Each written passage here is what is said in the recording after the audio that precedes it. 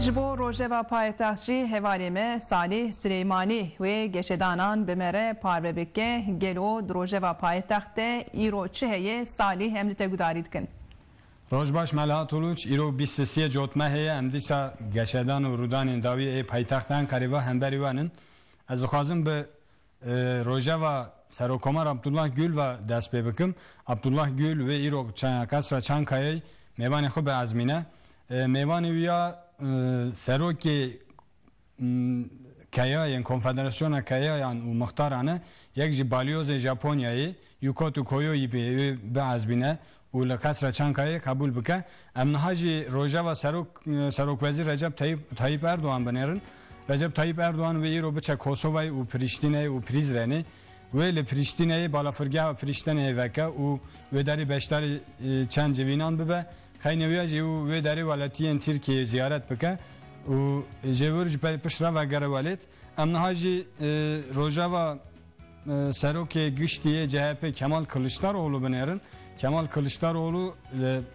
Ankara'ya ye ve navenda partiya xwe û MYK'ya partiya xwe kom bike. Lebeli Rojava Serokê Giştiyê CHP Kemal Kılıçdaroğlu da gelek mijarên giring hebûn. Kılıçdaroğlu ser gelek mesele sekinî û hikûmet û Serokvezîr Recep Tayyip Erdoğan rexne kir. Serê serî da pêşê ser li wan pilotên Tirkiye û ku hatibûn revandin hatin xeleskirin ser wan sekinî got bi Recep Tayyip Erdoğan raberûne û Şêxê Katar ra dua bike ku saya wî ew pilot hatin xeleskirin. Piştî wê jî Serokê Giştiyê CHP Kemal Kılıçdaroğlu ser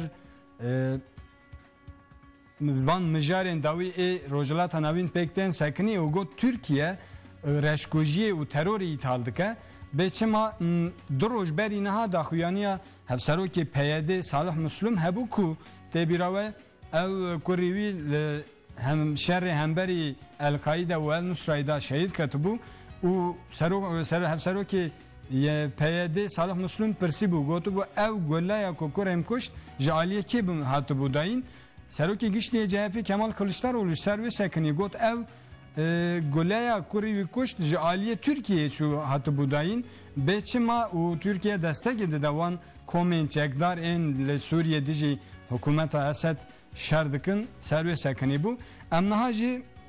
Rojava MHP binêrin. Rojava MHP da dîsa hilbijartin hene serokê MHP ji li Ankara'ya û çend civînan dikin ser namzedên partiyên xwe ên şaredariyê disekinin û ez bawerim heya dudiyê cotmehê meha pêşame ê bînin hemû namzedên partiya xwe ji bo hilbijartinê diyar bikin û îro jî wê çend civînan û komên xwe bînin bahev. Yek jî serokê MHP Devlet Bahçeli ser meseleya serokê Mîtê Müsteşarê Mîtê Hakan Fidan sekinî bû. Bêçima avan nêzî hefteyeke di çapemeniya Avrupayê da derbarê Hakan Fidan da gelek mijar derketibûn pêş gotibûn Hakan Fidan û dijî hikûmetê û yek jî ji hikûmetê azad siyasetê dişopîne û tevdigere. Serokê Giştiyê MHP got Hakan Fidan û kesekî bi gotin û nivîsarên medya dünyayê û cîhanê ve bê xwarin nîne em pişt wî disekinin ev ji hat gotin. Em niha ji Rojava BDP binêrin. Hevserokê BDP Selahattin Demirtaş duh li Dortmund'a Almanyayê bû li Avrupayê bû. Bêçima beşdarî bîstekîmîn mihîrcana çanda Kurdan a navnetewî bû li wê derê bangî devletên Avrupayê kir got ji bo pêvajoya aştiyê astengiya dernexin û bibin hevkar û alîkar. Xeyneviya jî hevserokê BDP Selahattin Demirtaş ser daxuyaniya Serokvezîr Recep Tayyip Erdoğan sekinî got Recep Tayyip Erdoğan gotibû em kê bixwazin em wî bijînin girava İmraliyê. Hevserokê BDP got erê girava İmraliyê ava ye lê Öcalan ême ye em divê em vê derê de hinekî baldar bin û ser wê bisekinin. Xeyneviya altantan axivî ser Kongreya İslami Aku Jaliye Öcalan hatibû bankirin ku li Amedê bê civîn ser wê sekinî altantan got divê hemû sazî û cemaat û komên İslamî ên li herêmê hûn lê Kurdistanê beşdarî vê Kongreya İslamî bibin ku fikr û ramanên xwe bînin ziman û tiştekî baldar û baş derkeve holê. Xenî ez dixwazim ser vê bisekinim hevserokê KCK Cemîl Bayîk daxuyanî da got eger ev gavên ku me hev kiribûn neyên avêtin û demokrasî pêş nekeve em ê şerê navxweyî derxin ev gefa jî ji hikûmetê û raya giştî xwarin em niha jî îro 23 cotme heye Melatuluç wekî tu ji dizanî 2 sala berî niha li Wanê erdhejek mezin pêk hatibû îro salvegera erdhejê ye û erdhejeka mezin heya niha li wê derê nekewî bû 7.2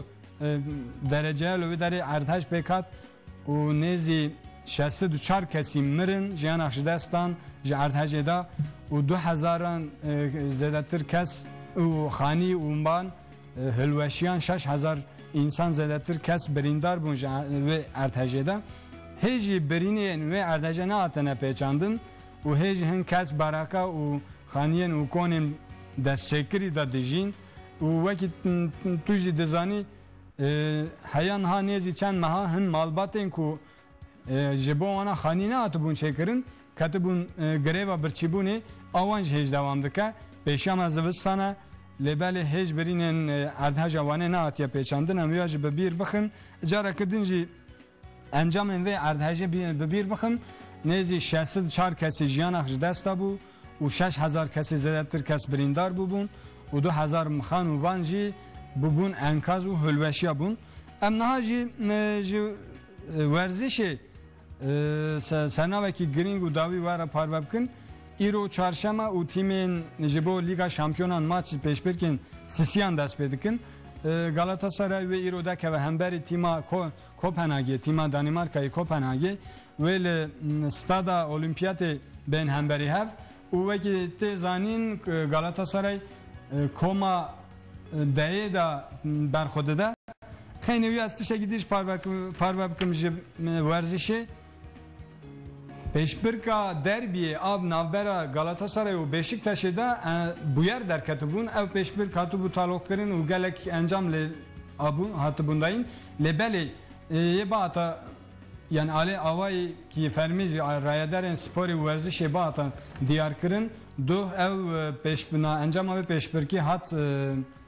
tescîlkirin ku Galatasaray 3-0 serfiraz hat kabul kirin ji peytaxta Ankara'yê tiştek ez ji bo te parvekim ev qasin.